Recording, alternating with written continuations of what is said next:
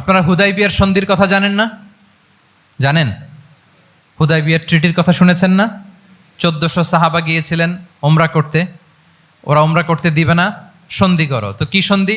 বলে যে রসুলুল্লাহ লেখা যাবে না, মোহাম্মদ রসুল্লাহ, নো রসুল্লাহ, রসুল্লাহ কাটো। সাহাবিরা বলে আমরা কাটতে পারবো না। রাসূল ইসলাম বললেন না না, কেটে ফেলো। কাটা হলো। এই বছর ওমরা করতে পারবো না, সাহাবারা বলে আমরা মানি না। রাসূল ইসলাম বললেন এটাও মেনে নাও। আগামী বছর আসবা ওমরা করতে, থাকতে পারবা মাত্র 3 দিন। কয়দিন? সাহাবিরা বলে অসম্ভব, এটা আমাদের ভূখণ্ড, আমরা যতদিন মনে চায় থাকবো। রাসূল ইসলাম বললেন না না, বাদ সেতো না, মেনে নাও।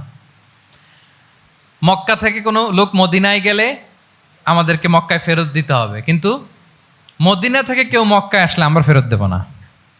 দেখছেন ক্লজগুলো? দেখছেন একটার পর একটা, সবগুলো কাফিরদের পক্ষে যায়।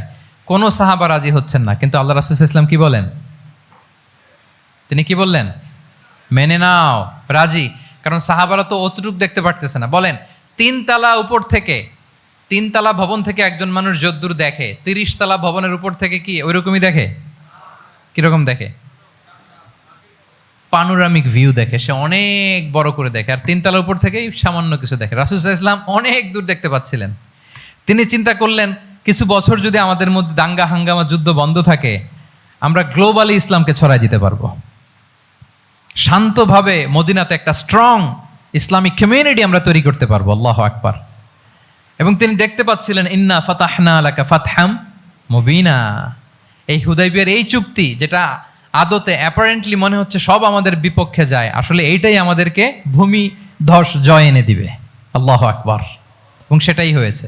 তাহলে নেতার কাজ হচ্ছে, নেতা সময়ের আগে চলবেন, ফিউচারিস্টিক হবেন, যেটাকে আমরা বলি কি ভিশনারি। কি বলি?